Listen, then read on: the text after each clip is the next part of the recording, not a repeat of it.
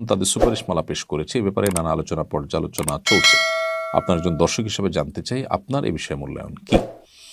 ধন্যবাদ প্রিয় দর্শক। প্রথমত, সংবিধান সংস্কার কমিশন যে সমস্ত সুপারিশ করেছেন এর মধ্যে কিছু আছে যেগুলো প্রশংসা পাওয়ার হকদার। তোমাদের থেকে একটি হলো সমাজতন্ত্র এবং ধর্মনিরপেক্ষতা, এ দুটিকে রাষ্ট্রপরিবাদকেও বাদ দেওয়া হয়েছে। সমাজতন্ত্র এবং ধর্মনিরপেক্ষতা এই দুটিকে বাদ দেওয়াটাতে অবশ্যই আমি মনে করি জনগণের আশা আকাঙ্ক্ষার প্রতিফলন ঘটেছে। কারণ এদেশের জনগণের 10%ও আমি মনে করি তারা সমাজতন্ত্র এবং ধর্মনিরপেক্ষতায় বিশ্বাস করেন না। এটা জনগণের উপরে চাপিয়ে দেওয়া হয়েছে বিধায় এ দুটি বাদ দেওয়াটাকে যথাযথ বলে আমি মনে করি সিদ্ধান্ত হয়েছে।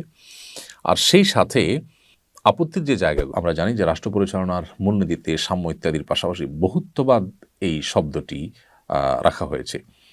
বহুত্ববাদ বলতে কি? এই শব্দের মায়ের প্যাচে জনগণের চিন্তা এবং প্রত্যাশার পরিপন্থী কোনো কিছুকে পুশ করাবার কোনো অপচেষ্টা আছে কিনা, কোনো দুর্বিসন্ধি আছে কিনা, সেটি আমার মনে হয় যথেষ্ট ভাববার সুযোগ আছে। কেন এরকম একটা শব্দ থাকবে যে শব্দ নিয়ে এখনও নানান মহলে নানা আলোচনা চলছে এবং জনগণের কত পার্সেন্ট এই বহুত্ববাদ বলতে কি বোঝানো হয় সেটা বোঝেন। আমার মনে হয় এই শব্দটাকে বাদ দিয়ে এখানে যদি কোনো দুর্বিসন্ধি না থাকে তাহলে সেক্ষেত্রে মানুষের সংশয় সন্দেহ এটা দূর করবার জন্য অন্য কোনো শব্দ, সহজবোধ্য কোনো শব্দ যেটি আসলে খুব বেশি ব্যাখ্যা করার প্রয়োজন হয় না সেরকম থাকা উচিত যে এখানে বহুত্ববাদ বলতে কি বোঝানো হয়।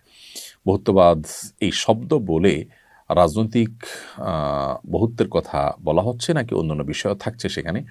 এখানে বিভিন্ন চিন্তাধারা, বিভিন্ন মতবাদ যেগুলো এদেশের সামাজিক মূল্যবোধের পরিপন্থী, এদেশের ধর্মীয় চিন্তাধারা, সকল ধর্মের মানুষের ধর্মীয় চিন্তাধারা পরিপন্থী, সেরকম কোনো কিছু যেন আমাদের আইনে কোনোভাবে আমাদের সংবিধানে যেন স্থান না পায় সে বিষয়টি নিশ্চিত করা দরকার।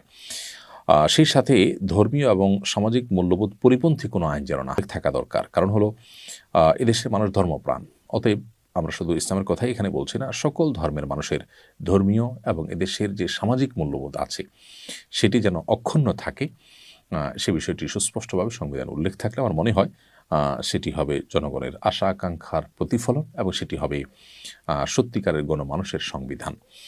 সংবিধান সংস্কার করতে গিয়ে যদি জনগণের আশা আকাঙ্ক্ষাকে বৃদ্ধাঙ্গুলি দেখানো হয় বা সেটাকে যদি ইগনোর করা হয়, সেখানে যদি কোনো ভিন্ন চিন্তাধারাকে চাপিয়ে দেওয়ার চেষ্টা করা হয়, তাহলে আমার মনে হয় এই সংবিধান গণমানুষের সংবিধান হবে না এবং এই সংবিধানকে সংশ্লিষ্ট কর্তৃপক্ষ সদয় বিবেচনা করবেন এবং তারা এগুলোকে মূল্যায়ন করবেন। আল্লাহ তাআলা তাদেরকে সেই তৌফিক দান করুন।